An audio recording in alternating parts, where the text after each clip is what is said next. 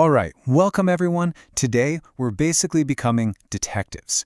We've got a huge mystery to solve. We all know language comes from the brain, but where exactly is it hiding? Let's get right into the investigation. So our whole investigation kicks off with this really weird question. Just try to picture this for a second. How can someone lose total control of their own leg, not even recognize it's theirs, but still be able to talk perfectly normally? I mean, how does that even happen? And get this isn't some made-up story. This is a real quote from a real doctor talking about a real patient. You know, when they asked her about her paralyzed leg, she just kind of shrugged and said it was someone else's. Seriously, how wild is that? This right here is our first major clue. Okay, let's dive into our first piece of evidence in this whole mystery. I'm calling this one the phantom leg. It's a true medical story that's going to point us in a very interesting direction. Okay, so let's open the case file. A woman has a stroke, and it damages the right side of her brain. What happens? Well, her left leg is paralyzed.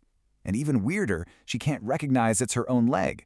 But, and this is the absolute kicker, her ability to speak is totally 100% fine. She can sit there and just calmly chat about this leg that she insists isn't even hers. So, what does that tell us? This is our first huge breakthrough.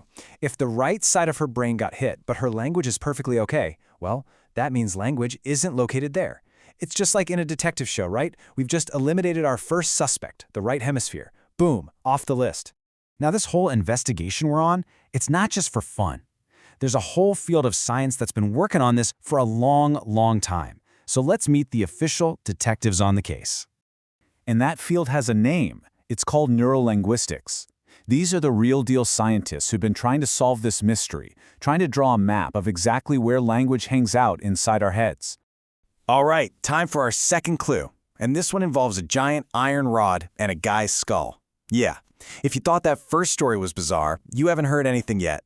This next one is truly unbelievable. We've got to go all the way back to the 1800s for this one. It's a story that honestly sounds like it's from a Hollywood movie, but it's absolutely true. And it gave these neurolinguists a massive leap forward in their investigation. Okay, so let me introduce you to a guy named Phineas Gage. Back in 1848, something absolutely insane happened. A 1-meter-long iron rod, yeah, you heard that right, was blasted straight through his head. I mean, everyone thought he was dead for sure. But get this, just a month later, the guy was up, walking around, and talking. And his speech was completely normal. Unbelievable. That giant metal rod pretty much destroyed a huge chunk of the very front part of his brain. And yet, his ability to speak was perfectly okay. So just like with our stroke patient, this gives us another massive clue. Language doesn't seem to live at the very front of the brain either. Another location crossed right off our suspect list. All right, let's look at our evidence board here. Clue number 1, damage to the right side of the brain. Language is fine. Clue number 2, damage to the front of the brain. Language is still totally fine. You starting to see the pattern? Something's going on here. So with these two incredible clues on the table, the mystery finally starts to crack open. The brain's big secret about where it keeps language, well, it's about to be revealed. So let's put on our detective hats one last time. We've ruled out the right side, we've ruled out the very front. So what does all this evidence actually tell us? What's the only conclusion we can draw? And boom, there it is. That's the solution to the whole mystery. The brain isn't just one big blob that does everything. No, it's specialized. Different areas have totally different jobs. It's kind of like a huge company, you know? You've got the accounting department, the sales team, and the job of language has its very own dedicated office. Honestly, the best way to think about it is like the world's most confusing apartment building.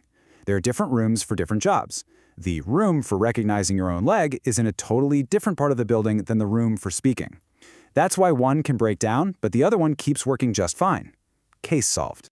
So, let's just quickly recap what our detective work uncovered. We learned that language ability has a very specific home in the brain. It's totally separate from other things, like recognizing your body parts or even your personality. That means damage in one spot doesn't mean the whole system goes down. And it was these wild, unbelievable cases that really gave scientists the first clues to start mapping out this incredible apartment building in our heads.